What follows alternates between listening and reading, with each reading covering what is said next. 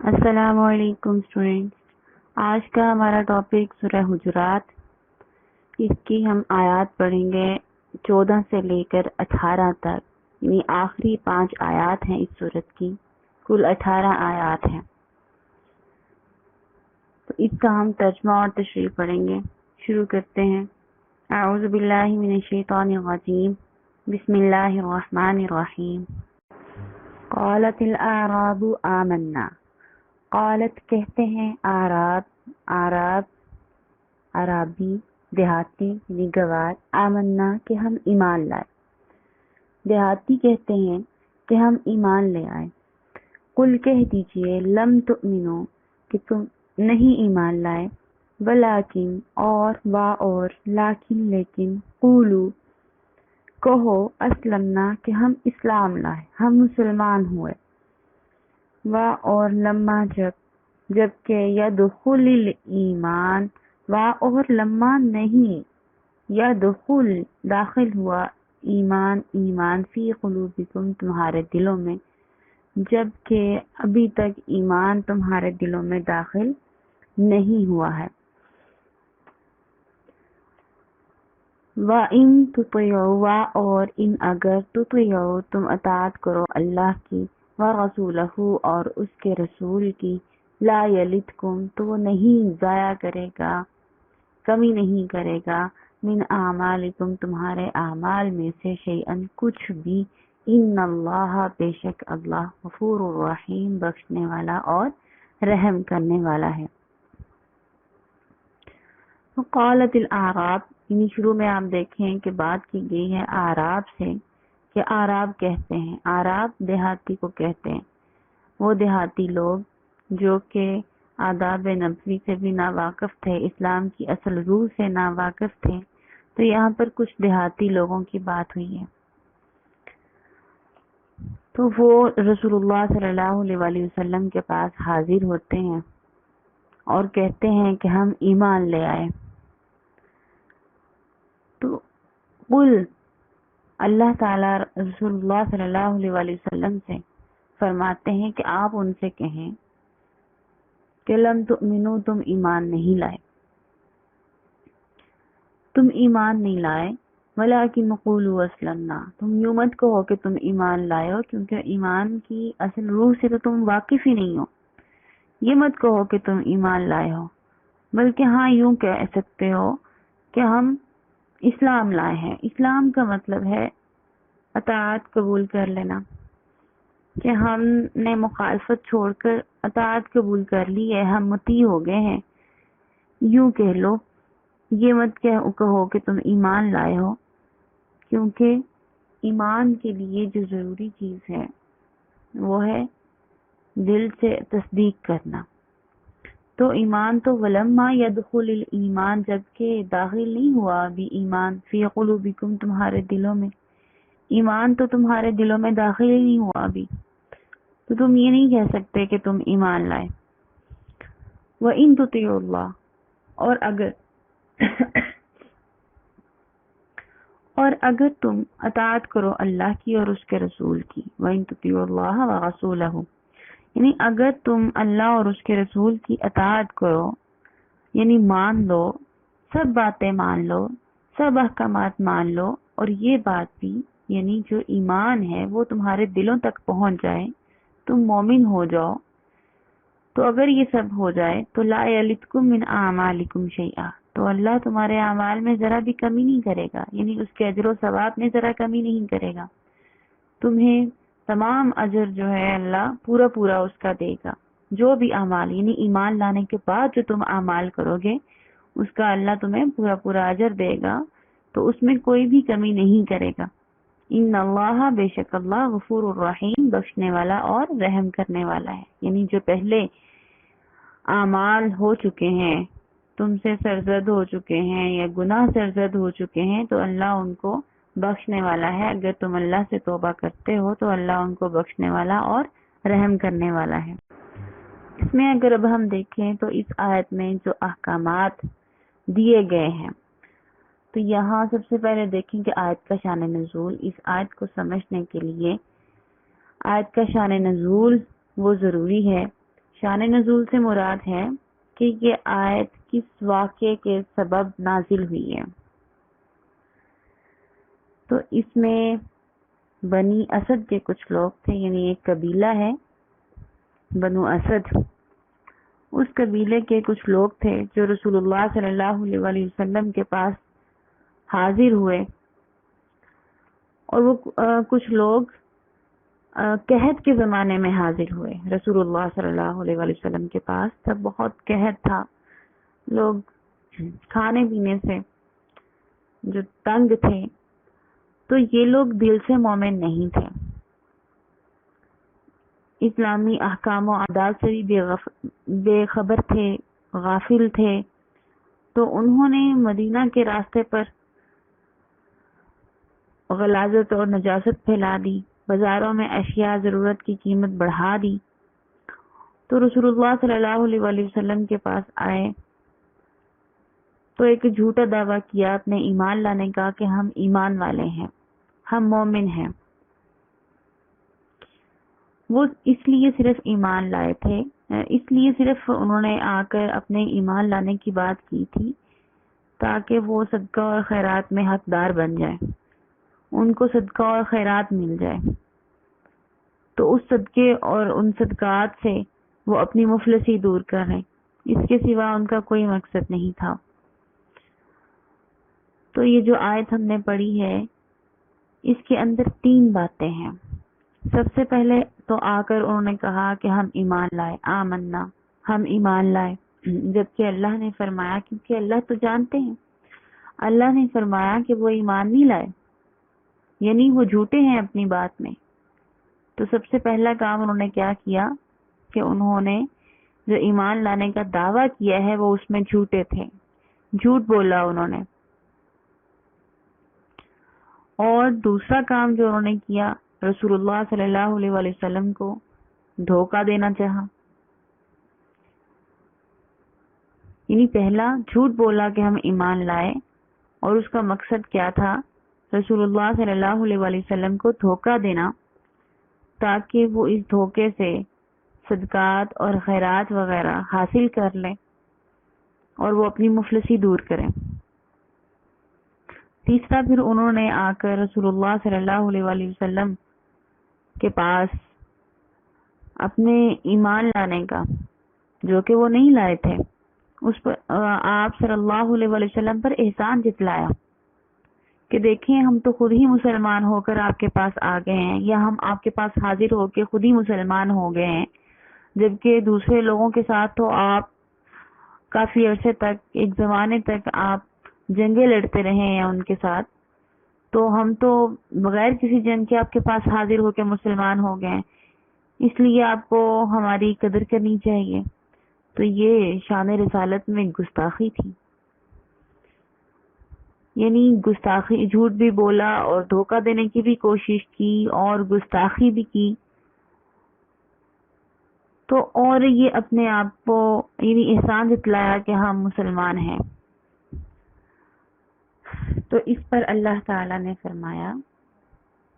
کہ تم یوں نہ کہو کہ تم مسلمان ہو گئے ہو، تم ایمان لے آئے، جبکہ ایمان سے تو تم ابھی واقف ہی نہیں ہوئے، ایمان کی اصل روح سے تو تم واقف ہی نہیں ہوئے، بلکہ تم یوں کہو کہ ہم اسلام لے آئے ہیں.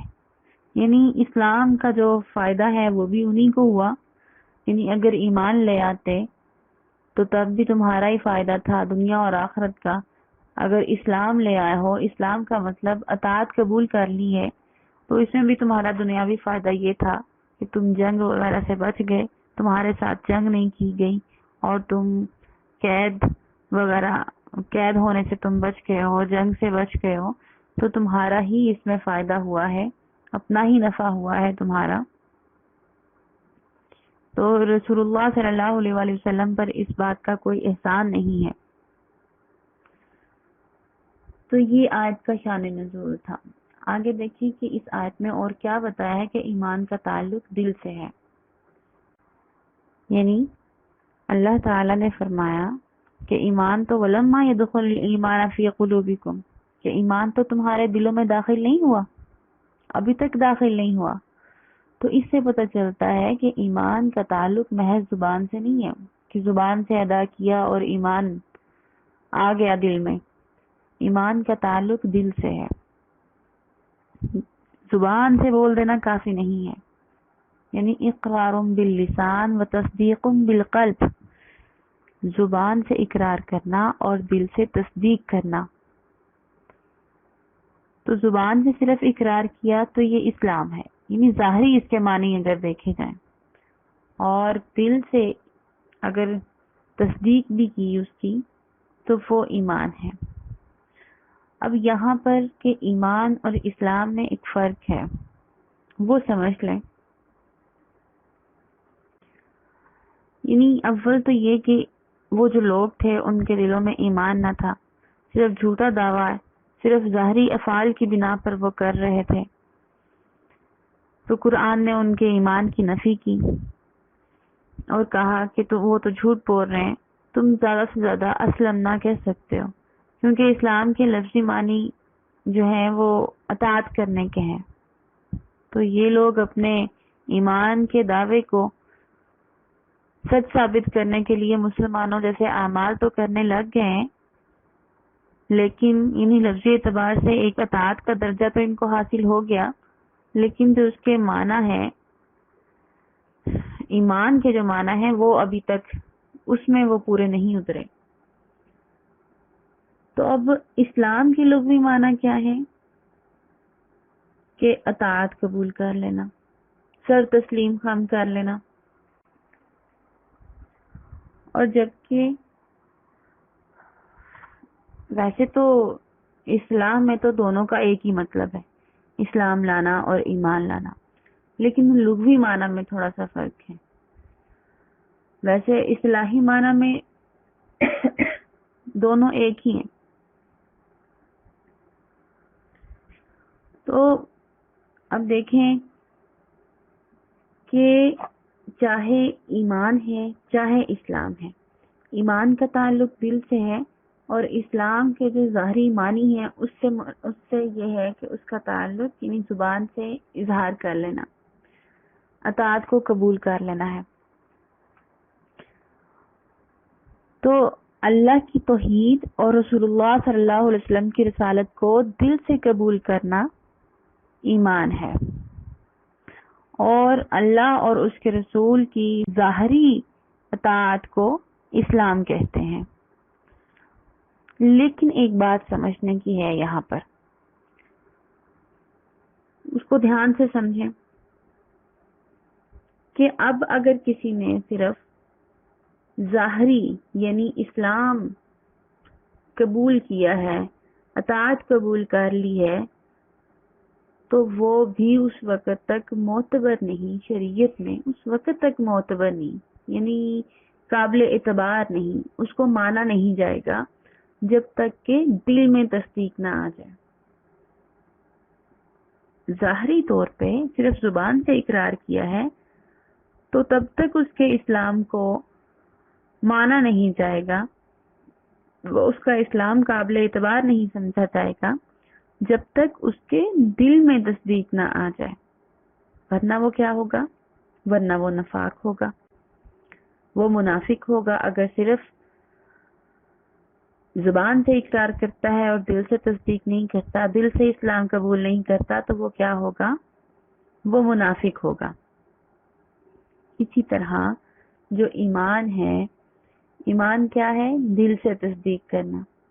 لیکن یہ کیسے پتہ چلے گا کہ اس شخص نے دل سے اسلام قبول کر لیا ہے، دل سے وہ ایمان لے آیا ہے؟ تو یہ بھی تب پتہ چلے گا، اس کا دل سے ایمان لانا بھی تب قابل قبول ہوگا، تب معتبر ہوگا جب اس کا اثر، اس کے ایمان کا اثر اس کے اعمال اور افعال سے نظر آئے گا. وہ اپنے اعمال و افعال کرے گا جس سے پتہ چلے گا، یعنی وہ نماز ادا کرے گا، وہ روزہ رکھے گا، وہ اللہ اور اس کے رسول کے احکامات کو بجا لائے گا، تب پتہ چلے گا کہ ہاں اس نے دل سے اسلام کو قبول کیا ہے، دل سے ایمان لایا ہے. تو اب دل سے اس نے قبول کیا ہے تو سب سے پہلے وہ زبان سے ہی اس کا اقرار کرے گا نا، زبان سے ہی کلمے کا اقرار کرے گا۔ اب اس طرح شریعت میں تو اس وقت معتبر ہوگا۔ اب اسلام جو ہے زبان سے اقرار کرنا اس وقت معتبر ہوگا جب اس کی دل سے تصدیق کرے گا۔ اسی طرح دل سے ایمان لانا، وہ جو لایا ہے وہ اس وقت معتبر ہے جب وہ زبان سے اس کا اقرار کرے گا۔ جو بات ہمیں یہاں پر پتہ چلی ہے وہ یہ ہے، اسلام ظاہری افعال سے شروع ہوتا ہے، یعنی زبان سے اس کا اقرار کیا جاتا ہے، اور باطن کی تصدیق تک پہنچتا ہے، یعنی دل تک پہنچتا ہے۔ زبان سے شروع ہوتا ہے اسلام اور دل تک پہنچتا ہے۔ اسی طرح جو ایمان ہے وہ دل سے شروع ہوتا ہے، یعنی دل کی تصدیق سے شروع ہوتا ہے۔ کوئی شخص اس کی دل سے تصدیق کرتا ہے، لیکن وہ دل سے شروع ہو کر انسان کے باطن سے شروع ہو کر ظاہری افعال تک پہنچتا ہے، یعنی اس کی زبان پر آتا ہے۔ تو اسلام ایمان کے بغیر معتبر نہیں، اور ایمان اسلام کے بغیر معتبر نہیں۔ شریعت میں یہ نہیں ہو سکتا کہ ایک شخص مسلمان تو ہے لیکن مومن نہیں ہے، یا مومن ہے تو مسلمان نہیں ہے، مگر یہ صرف ایمان اور اسلام یہ اصطلاح میں ہے۔ تو لغوی معنی کے اعتبار سے ہو سکتا ہے کہ ایک شخص مسلم ہو مومن نہ ہو، جیسے منافقین کا یہی حال تھا کہ وہ ظاہری اطاعت تو کرتے تھے،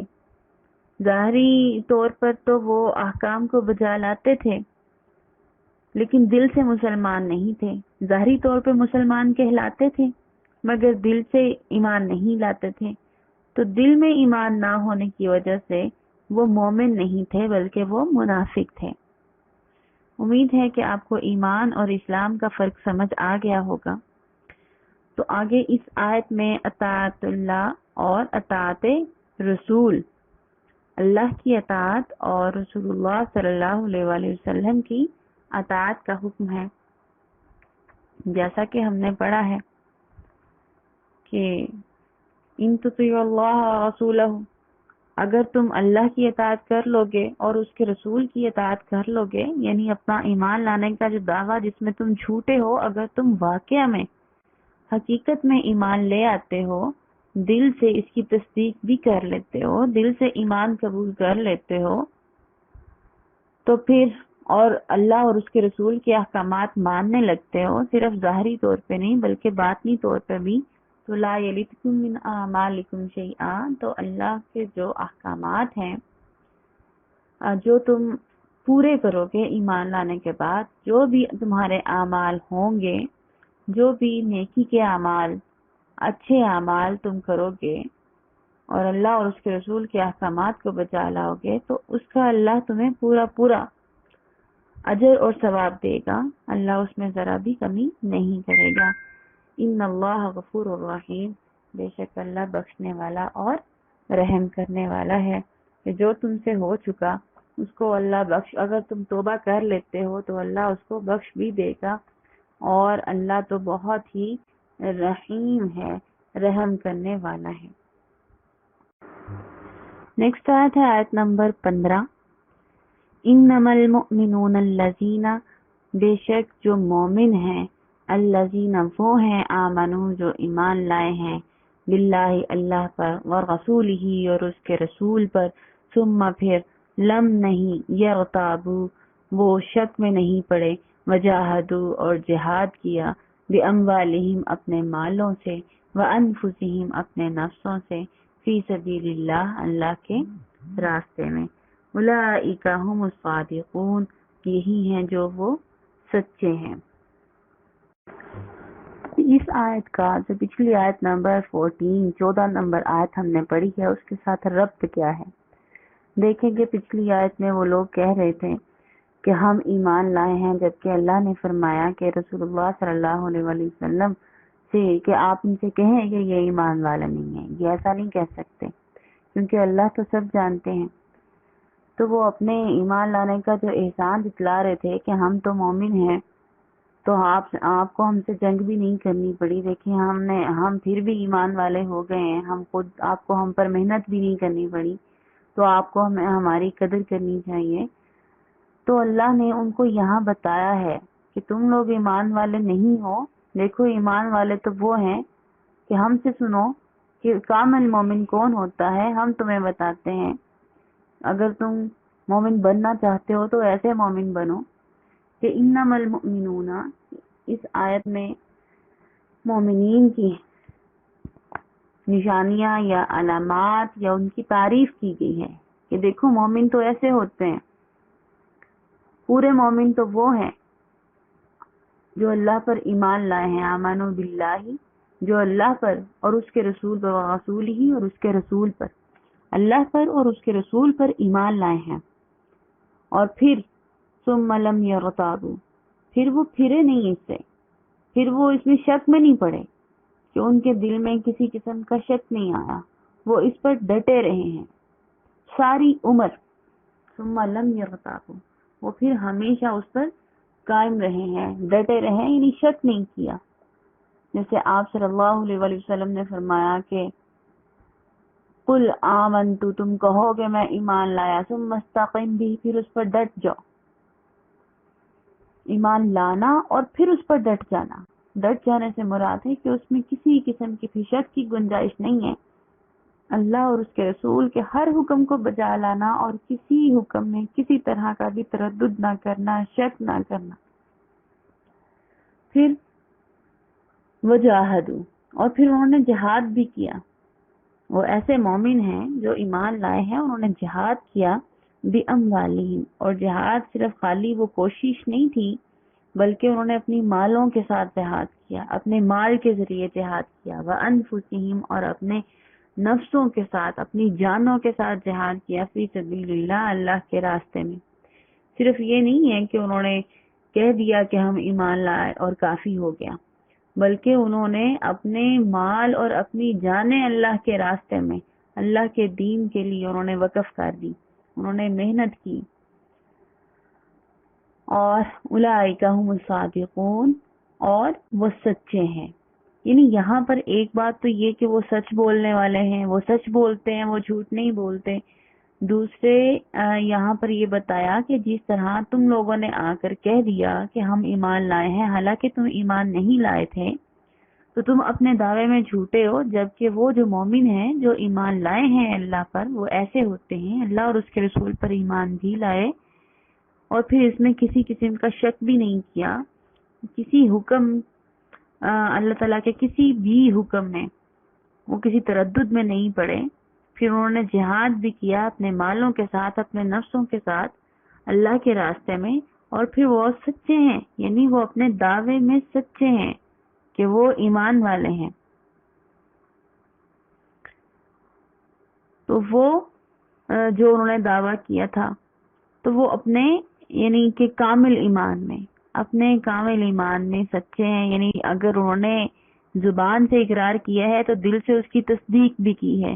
وہ دل سے ایمان لانے والے تھے، تبھی انہوں نے یہ سارے کام کیے ہیں کہ انہوں نے جہاد بھی کیا ہے، اپنے مالوں کے ساتھ بھی، اپنے نفسوں کے ساتھ بھی، اور اللہ اور اس کے رسول پر ایمان لائے ہیں، تمام احکامات کو مانا ہے،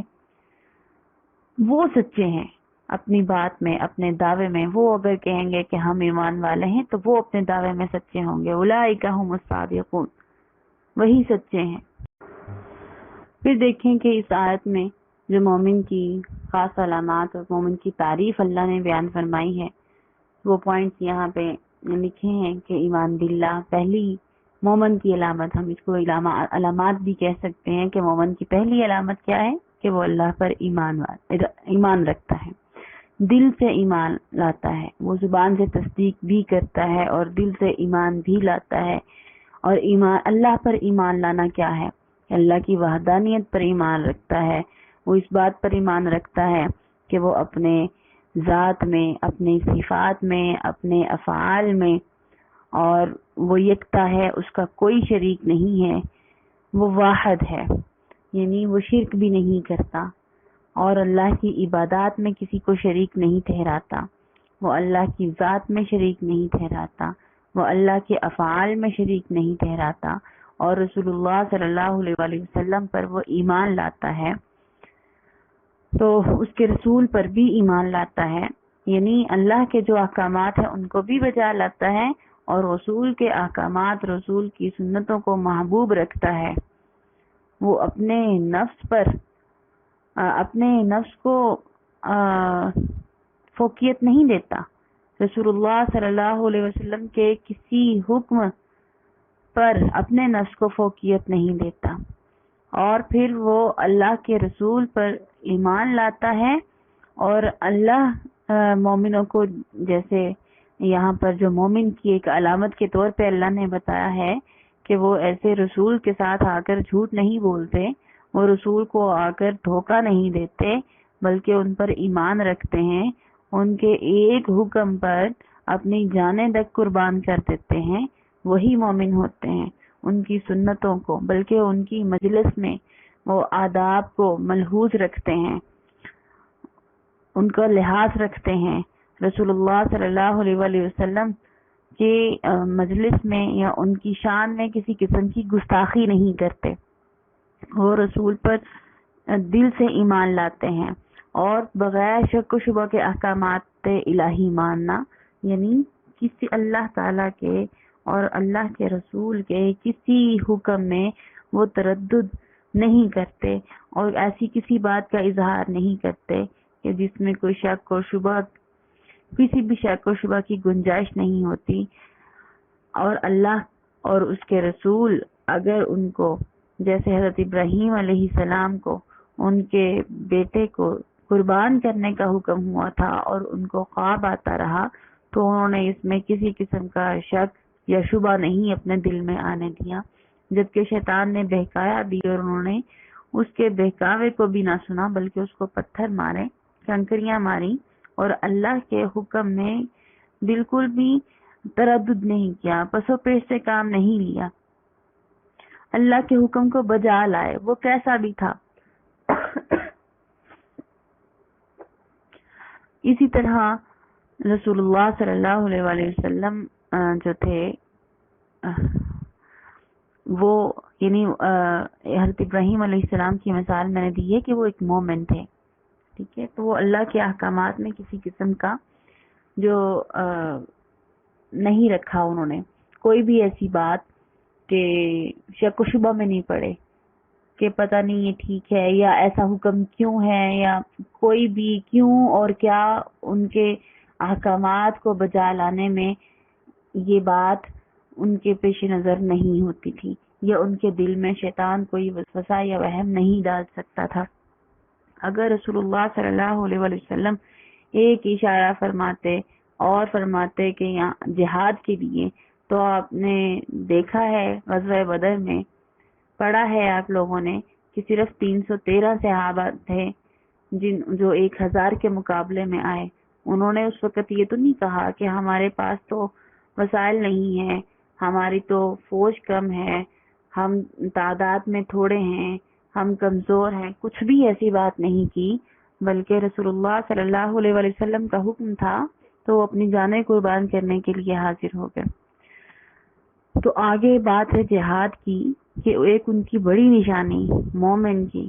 وہی بات ہے کہ وہ جہاد کا ویسے تو مطلب ہے کہ کوشش کرنا،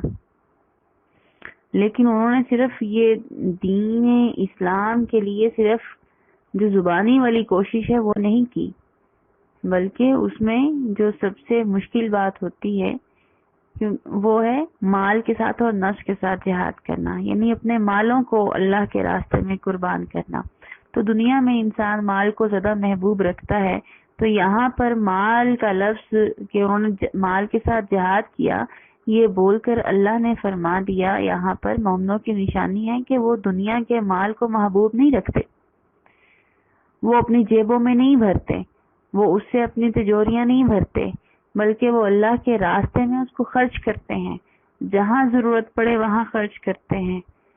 تو وہ خیرات کرتے ہیں، وہ صدقہ کرتے ہیں، وہ لوگوں کی مدد کرتے ہیں، وہ زکوٰۃ دیتے ہیں، یعنی مال کے ساتھ جہاد کرنا۔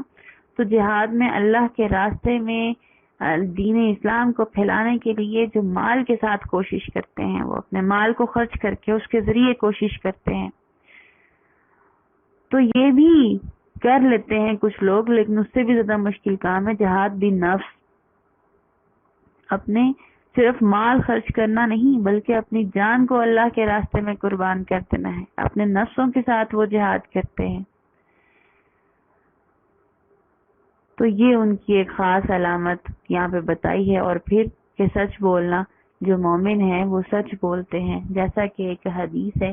رسول اللہ صلی اللہ علیہ وآلہ وسلم سے صحابہ کرام نے پوچھا کہ کیا مومن بخیل ہو سکتا ہے؟ آپ صلی اللہ علیہ وآلہ وسلم نے فرمایا کہ ہاں، مومن بخیل ہو سکتا ہے۔ اسی طرح 2-3 کوسچن کیے اور پھر بولا کہ کیا مومن جھوٹا ہو سکتا ہے؟ آپ صلی اللہ علیہ وآلہ وسلم نے فرمایا کہ نہیں، مومن جھوٹا نہیں ہو سکتا۔ اور پھر جھوٹ بولنے کی کہ جھوٹ جو ہے وہ تمام گناہوں کی جڑ ہے۔ جو شخص جھوٹ بولتا ہے وہ کوئی گناہ بھی کر سکتا ہے، لیکن جو جھوٹ نہیں بولتا، جو ہمیشہ سچ بولتا ہے، تو اس سے یہ امید لگائی جا سکتی ہے، کہا جا سکتا ہے کہ یہ شخص جو جھوٹا نہیں ہے، یہ مومن ہے، یہ ایمان والا ہے، کہ جو جھوٹ نہیں بولتا وہ اپنے ایمان کو بچا لیتا ہے۔ تو سچ بولنا ان کی ایک خاص علامت ہے مومنین کی، کیونکہ جو جھوٹے ہیں ان کے بارے میں اللہ بھی فرماتے ہیں کہ لعنت اللہ علی الکاذبین، اللہ نے کاذبین پر، جو جھوٹ بولنے والے ہیں ان پر اللہ نے لعنت کر رکھی ہے۔ تو ایسا جو جھوٹ بولنے والے ہوں تو وہ مومن نہیں ہو سکتا۔ جب ایک شخص جھوٹ بولتا ہے تو اس کے دل سے ایمان جو ہے وہ ایک پرندے کی صورت میں نکل کے اڑ جاتا ہے۔ یعنی وہ ایک صحابہ کرام کو مثال دینے کے لیے آپ صلی اللہ علیہ وآلہ وسلم نے سمجھایا کہ مومن اس وقت ایمان والا نہیں ہوتا جب وہ جھوٹ بولتا ہے۔ تو یہ الگ بات ہے کہ اس کے بعد پھر جب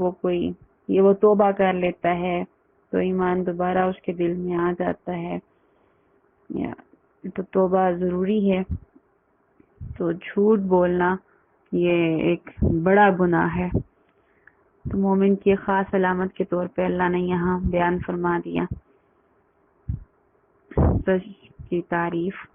کہ مومن کی تعریف میں کہ وہ سچ بولنے والا ہوتا ہے۔ نیکسٹ آیت ہے آیت نمبر 16۔ قل کہہ دیجئے اتعلمون اللہ بدینکم، کیا تعلمون اللہ، تم بتا رہے ہو، اطلاع دے رہے ہو اللہ کو، بدینکم اپنے دین کی، کیا تم اللہ کو اپنے دین کی اطلاع دے رہے ہو کہ دیکھو ہم مسلمان ہوئے ہیں، دیکھو ہم اسلام لائے ہیں، آپ نے تو ہم سے کوئی جنگ بھی نہیں کی ہے، آپ ہم سے لڑے بھیڑے بھی نہیں، تو باقی تو لوگوں کے ساتھ آپ کو جنگ کرنی پڑی ہے، تو دوسرے لوگ تو بہت پریشان کر کے مسلمان ہوئے ہیں۔ تو یہ سب باتیں، تو کیا آپ اپنے جو اسلام لانے کا جو احسان رکھ رہے ہیں اللہ پر، اللہ کے نبی پر، تو یہ تو گستاخی ہے بہت بڑی، کہ اگر تم ایمان لائے ہو یا اسلام لائے ہو تو اس سے آپ کا کیا نفع ہو سکتا ہے، یعنی رسول اللہ صلی اللہ علیہ وسلم کا کیا نفع ہو سکتا ہے؟ تو اسلام لانے سے نہ تو ان کا کوئی نقصان ہے اور نہ ہی ان کا کوئی نفع ہے، بلکہ اگر سچے ہو تو تمہاری ہی آخرت کا نفع ہے، اور اگر جھوٹے ہو تو تب بھی تمہارا ہی دنیا کا نفع ہے کہ قتل و قید سے بچ گئے۔ تو رسول اللہ صلی اللہ علیہ وسلم کا اس پر احسان رکھنا اپنے اسلام لانے کا، تو یہ تو جہالت ہے۔ تو اور جو انہوں نے یہاں پر پہلے جو ایک کبھی عمل کیا ہے، یعنی کہ ان کا عمل تھا جو کہ صحیح نہیں تھا، اچھا نہیں تھا، ایک برا ہی عمل تھا کہ وہ جھوٹ بولا انہوں نے اور دھوکہ دینے کے ارادے سے آئے۔ تو ایک یہ تیسرا ایک کبھی عمل تھا ان کا کہ وہ یہ کہنے کہ دیکھو ہم مسلمان ہوئے۔ تو یہاں پر اللہ نے رسول اللہ صلی اللہ علیہ وآلہ وسلم سے فرمایا ہے کہ آپ ان سے کہیں کہ کیا تم اللہ کو اپنے دین کی اطلاع دے رہے ہو کہ اگر وہ ایمان والے ہوتے، وہ اللہ پر ایمان رکھتے تو وہ اس بات کو جانتے، واللہ یعلم، اور اللہ تو جانتا ہے، ما فی السماوات، جو کچھ آسمانوں میں ہے، وما فی الارض، اور جو کچھ زمینوں میں ہے۔ تو اگر ایمان ان کے دل میں اترا ہوتا اور وہ اللہ پر ایمان رکھنے والے ہوتے اور وہ اللہ کی صفات اور اللہ کی وحدانیت اور اللہ کی قدرت پر یقین رکھنے والے ہوتے تو وہ اس بات کو جانتے کہ اللہ تو آسمانوں اور زمینوں کے تمام علوم، سب باتوں کو جاننے والا ہے، اللہ تو سینے کے رازوں سے بھی واقف ہے، تو اللہ تو سب جانتے ہیں، تمہارے کہنے کی کیا ضرورت تھی؟ واللہ یعلم ما فی السماوات وما فی الارض، اور اللہ جانتا ہے جو کچھ آسمانوں میں ہے اور جو کچھ زمین میں ہے، یعنی آسمانوں میں جو کچھ ہے اور زمین میں جو کچھ، زمین کے اوپر جو کچھ ہے وہ بھی، اور زمین کے اندر جو کچھ ہے وہ بھی، اللہ ہر چیز سے واقف ہے۔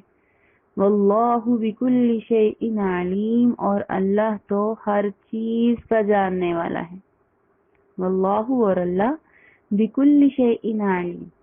اللہ ہر چیز کا جاننے والا ہے، ہر چیز کا پورا علم رکھتا ہے۔ تو اللہ کو بتانے کی کیا ضرورت ہے؟ تو دیکھیں یہاں پر اللہ کی ایک صفت کہ اللہ جاننے والا ہے آسمانوں اور زمینوں کا، جو کچھ آسمانوں میں ہے اور جو کچھ زمینوں میں ہے، اللہ ان سب کا جاننے والا ہے۔ تو اللہ کا جو علم ہے اس کا کوئی احاطہ نہیں کر سکتا، کوئی احاطہ نہیں کر سکتا اس کا کہ اللہ کا علم کتنا ہے۔ تو اللہ تو انسان کے سینوں میں، انسان خود بھی اس سے واقف نہیں ہوتا، اس کے ذہن میں جو سوچ آ جاتی ہے، اس کے دل میں جو خیال آ جاتا ہے، اللہ اس سے بھی واقف ہے۔ وہ اس کو اپنے اعمال سے ظاہر کرے یا نہ کرے، اللہ اس سے بھی واقف ہے۔ اگر وہ اس کو کوئی کسی ارادے کو ترک کر دیتا ہے، چھوڑ دیتا ہے، اللہ اس سے بھی واقف ہے۔ اللہ کی صفات اتنی کامل ہیں، اللہ کا دیکھنا، سننا سب اتنا کامل ہے، اللہ کا جاننا اتنا کامل ہے کہ اللہ ہر انسان کے کہ دیکھیں اگر حضرت آدم علیہ السلام سے لے کر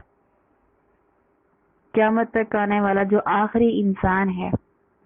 وہ سب کے سب ایک میدان میں جمع ہو جائیں اور وہاں پر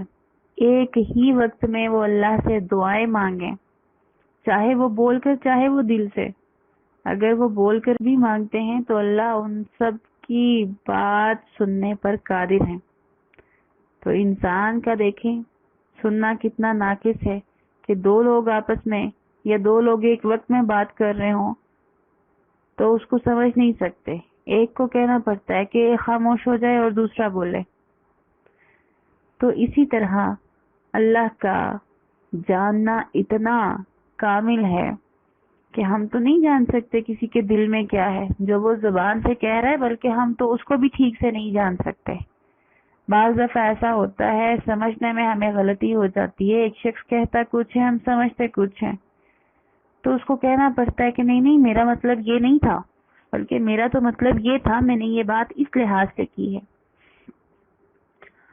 تو جبکہ اللہ کا جاننا اتنا کامل ہے کہ اگر وہ سب بھی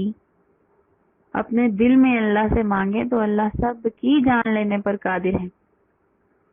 کہ ان کے دلوں میں کیا ہے۔ اسی طرح زمین کے اندر کیا ہے، زمین کے اوپر کیا ہے، یہاں تک کہ اندھیری رات ہو، گھنا جنگل ہو، کالا پتھر ہو، اس پہ ایک چیونٹی ہے، کالی چیونٹی ہے، اللہ اس کو بھی دیکھ لینے پر، جان لینے پر قادر ہے۔ تو واللہ بکل شیء علیم، اللہ ہر چیز کا جاننے والا ہے۔ جب کل شیء کے الفاظ استعمال فرمائیں تو ہر چیز کا مطلب ہر چیز ہے، کوئی ایک ذرہ، ایک ریت کا ذرہ اللہ کی نظر سے پوشیدہ نہیں ہے، اللہ کے علم سے دور نہیں ہے۔ تو اللہ ان سب چیزوں کا جاننے والا ہے، چاہے وہ زمین میں ہے چاہے وہ آسمانوں میں ہے، اللہ ہر ایک چیز کا جاننے والا ہے۔ آیت نمبر 17 ہے، یمنون علیک ان اسلموا، یمنون وہ احسان جتلاتے ہیں، علیکا آپ پر، یہاں پر کا سے مراد رسول اللہ صلی اللہ علیہ وآلہ وسلم کی ذات ہے کہ وہ آپ پر احسان جتلاتے ہیں، ان کے اسلموں کہ وہ اسلام لائے ہیں، وہ اپنے اسلام لانے کا احسان جتلاتے ہیں رسول اللہ صلی اللہ علیہ وآلہ وسلم پر۔ تو قل، تو آپ کہہ دیجئے، لا تمنو، لا نہیں، تمنو تمہارا احسان، تمہارا کوئی احسان نہیں ہے، علیہ مجھ پر، اسلامکم تمہارے اسلام لانے کا، تمہارے اسلام لانے کا مجھ پر کوئی احسان نہیں ہے، بلکہ اللہ، بلکہ اللہ ہی ہے، یمنو جو احسان کرتا ہے، یہ اللہ کا ہی احسان ہے، حقیقت میں یہ اللہ کا احسان ہے، علیکم تم پر، ان ہداکم کہ تمہیں ہدایت دی ہے، للایمانی کہ اگر تم ایمان لانے میں سچے ہو تو یہ تمہارے اسلام لانے کا مجھ پر کوئی احسان نہیں ہے، بلکہ آپ ان سے کہہ دیں گے بلکہ یہ تو یمن علیکم تم پر احسان ہے اللہ کا، ان ہداکم کہ اس نے تمہیں ہدایت دی ہے، للایمانی ایمان کی، ان کنتم صادقین اگر تم سچے ہو۔ تو یہ الفاظ بھی اسی لیے فرما دیے کہ اگر اپنے ایمان لانے میں جو تم نے دعویٰ کیا ہے کہ ہم ایمان لائے، تو اگر اس میں تم سچے ہو، ان کنتم صادقین اگر تم سچے ہو، تو تب بھی تمہارا کوئی احسان نہیں ہے کہ تم اسلام لائے ہو، بلکہ یہ اللہ کا احسان ہے کہ اس نے تمہیں ہدایت دی ہے، کیونکہ ایمان ایک بڑی نعمت ہے، اور اللہ نے اتنی بڑی نعمت جو تمہیں اگر عطا فرما دی ہے تو یہ اللہ کا ہی فضل ہے، یہ اللہ کی توفیق ہے کہ تمہیں جو نصیب ہو گیا ہے ایمان لانا۔ تو بس اب دھوکے اور احسان جتلانے سے باز آ جاؤ اور یاد رکھو کہ اللہ جو ہے یہ احسان ہے، یہ اللہ کا احسان ہے۔ کس طرح احسان ہے کہ دیکھیں، اگر ایمان والے ہو گئے ہو تو دنیا بھی سنور جائے گی اور آخرت بھی سنور جائے گی، آخرت میں جنت کے حقدار بن جاؤ گے، اللہ کی بخشش کے حقدار بن جاؤ گے، اللہ تمہیں اس ایمان کی وجہ سے بخش دیں گے، دنیا میں اس ایمان کی وجہ سے جو اجر اور ثواب پاتے ہو تو یہ اللہ کا احسان ہے، کیونکہ ایمان کے بغیر عمل جو ہے وہ خالی ہے اور کچھ بھی نہیں ہے۔ جس طرح ایمان ضروری ہے اس طرح عمل بھی ضروری ہے۔ قرآن پاک میں جہاں بھی ذکر ہوا ہے ایمان لانے کا تو ساتھ میں وعاملوا الصالحات، یعنی والذین آمنوا وعاملوا الصالحات، اور جو لوگ ایمان لائے اور نیک اعمال کیے۔ اب دیکھیں، ایمان لانا اور نیک عمل کرنا دونوں لازم و ملزوم ہیں، صرف ایمان لانا کافی نہیں ہے کہ نیک اعمال نہیں کیے، ایمان لائیں گے تو نیک اعمال کرنے سے پتہ چلے گا کہ اسلام دل سے قبول کیا ہے۔ تو اگر صرف ایمان لائے ہیں اور نیک اعمال نہیں کیے تو اس ایمان کا فائدہ نہیں ہوگا، وہ ایمان آپ کو فائدہ نہیں دے گا۔ تو اسی طرح اگر صرف نیک اعمال کر رہے ہیں اور ایمان نہیں ہے تو وہ بھی آپ کو فائدہ نہیں دے گا۔ ایمان لائے ہیں تب نیک اعمال کر رہے ہیں، تب آپ کسی کے راستے سے، جب ایمان والے ہیں تو کسی کے راستے سے کوئی پتھر ہٹاتے ہیں، کوئی تکلیف دہ چیز ہٹاتے ہیں تو صدقے کا ثواب ہے، صدقے کا اجر ملتا ہے۔ تو اگر ایمان والے ہیں تو تب اب ماں باپ کی طرف دیکھ کر محبت سے مسکراتے ہیں تو تب آپ اللہ اس کا اجر دیتے ہیں۔ ایمان والے ہیں تو تب آپ جب کسی کے ساتھ ہیلپ کرتے ہیں، کسی کی مدد کرتے ہیں اور کسی کا سامان اٹھانے میں بھی اس کی مدد کرتے ہیں، تب آپ کو صدقے کا اجر ملتا ہے۔ ایمان والے ہوں گے تب ہی اعمال جو کیے گئے ہوتے ہیں ان کا اجر ملتا ہے۔ تو لیکن اگر ایمان کی دولت نہیں ہے تو کوئی اجر نہیں ہے، آپ کیسے بھی اعمال کر لیں تو وہ کوئی بھی اللہ کی بارگاہ میں قابل قبول نہیں ہے۔ اسی طرح ایمان کے بغیر عمل اور عمل کے بغیر ایمان کی کوئی حیثیت نہیں ہے۔ تو ایمان اگر انسان دل سے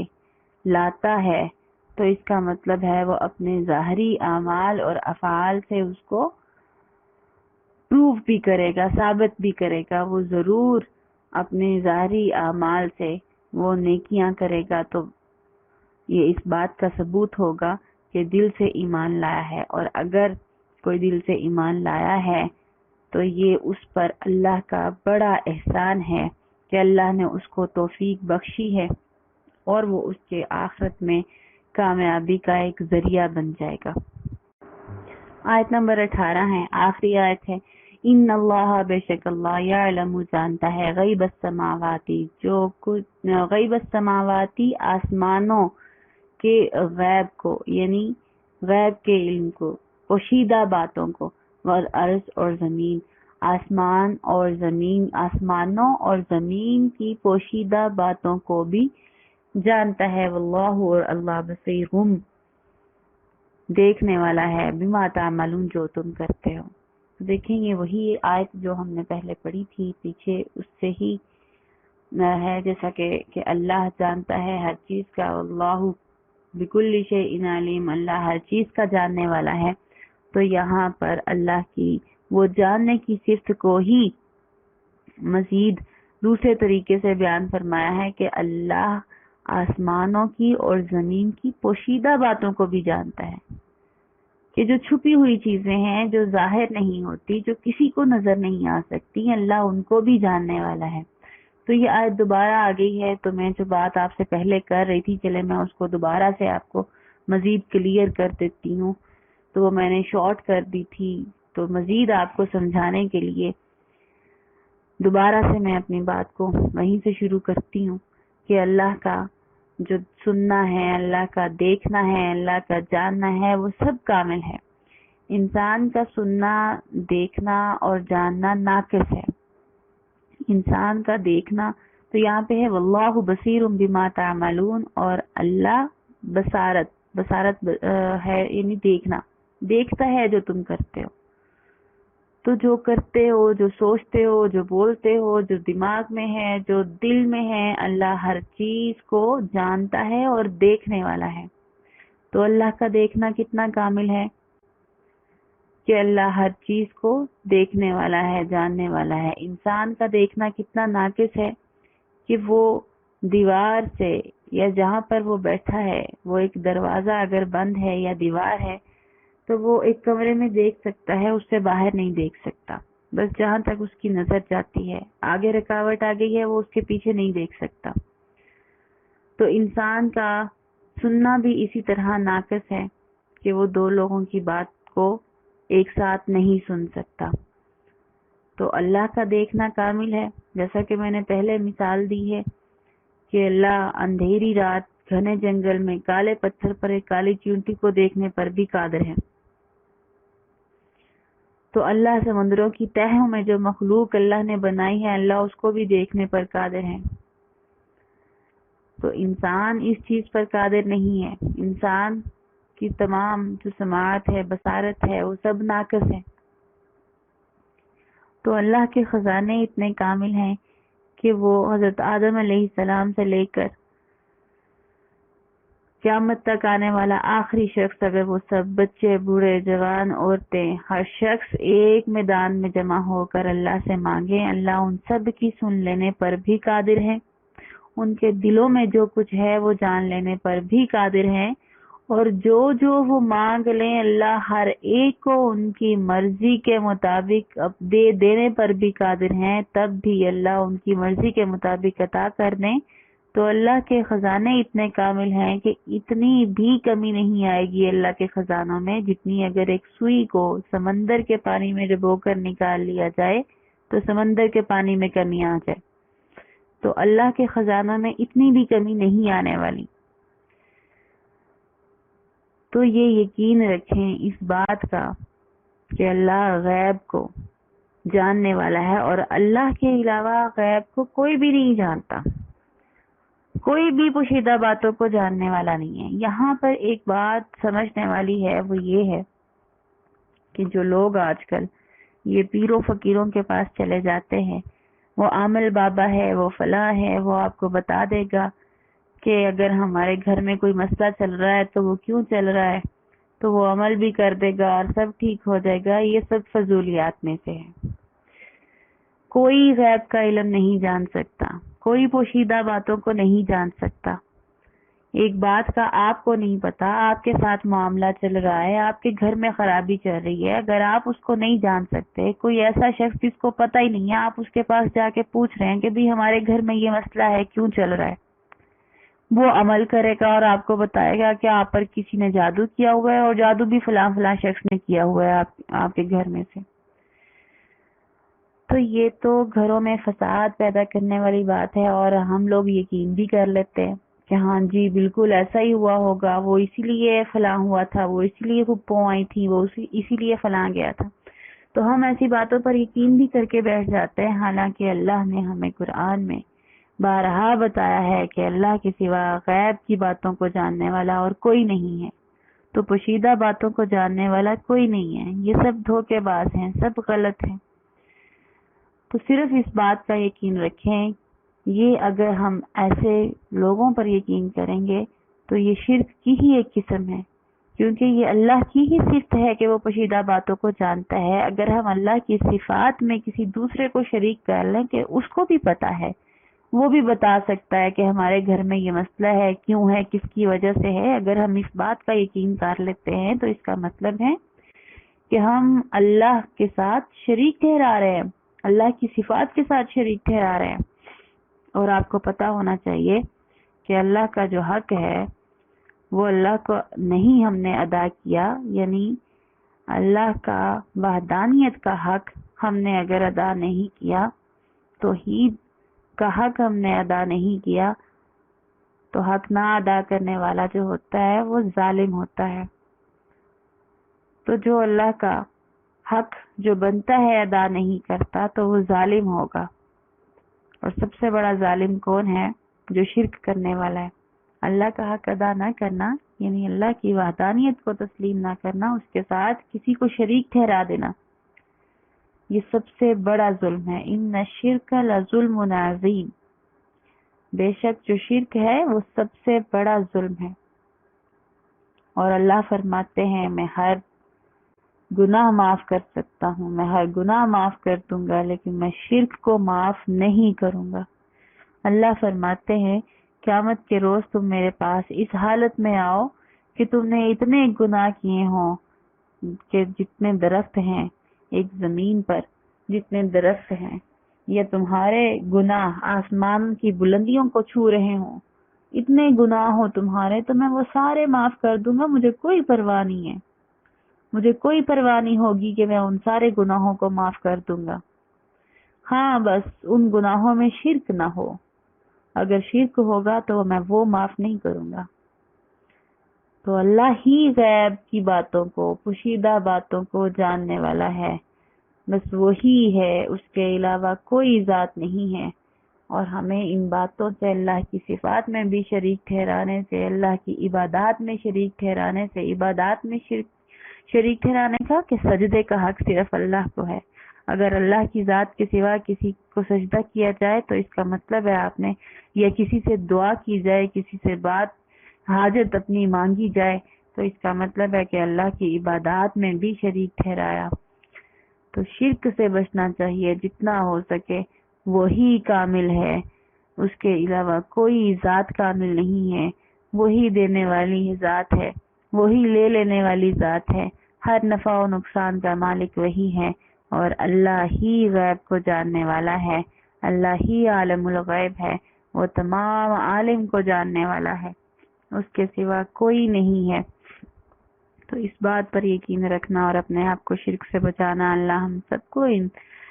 شرکیہ باتوں سے اور آج کے فتنوں کے دور سے اور آج کے فتنے ہیں جتنے بھی ہیں، اللہ ہمیں ان سے بچائے، ہمارے ایمانوں کو سلامت رکھے، ہمارے ایمانوں کو محفوظ رکھے۔ تو نیکسٹ دیکھیں کہ لاسٹ پر یہ کچھ کتابیں ہیں کہ آپ مزید اگر پڑھنا چاہتے ہیں، کوئی بات رہ گئی ہے آپ مجھ سے پوچھ بھی سکتے ہیں، اور مزید اگر آپ کو علم کا شوق ہے آپ ان کتابوں سے استفادہ کر سکتے ہیں۔ یہ 2 تفاسیر ہیں یہاں پر میں نے دی ہیں، تفہیم القرآن ہے اور معرف القرآن ہے۔ تفہیم القرآن 6 جلدوں میں ہے یہ مولانا مودودی کی ہے، اور معارف القرآن مولانا مفتی محمد شفیع صاحب کی، یہ 8 جلدوں میں ہے۔ تو یہ میں نے اس لیے آپ لوگوں کے لیے سلیکٹ کیے ہیں کہ تفسیر کے لیے اگر آپ خود جاننا چاہتے ہیں، پڑھنا چاہتے ہیں، تو یہ اردو تفاسیر ہیں، نہایت ہی آسان اور سادہ ہیں، عام فہم تفاسیر ہیں یہ، اور بہت ہی خوب ہیں، علم والی ہیں، بہت علم، اور یہ آپ کو انشاءاللہ نفع دے گا۔ دعاؤں میں یاد رکھیں۔ السلام علیکم۔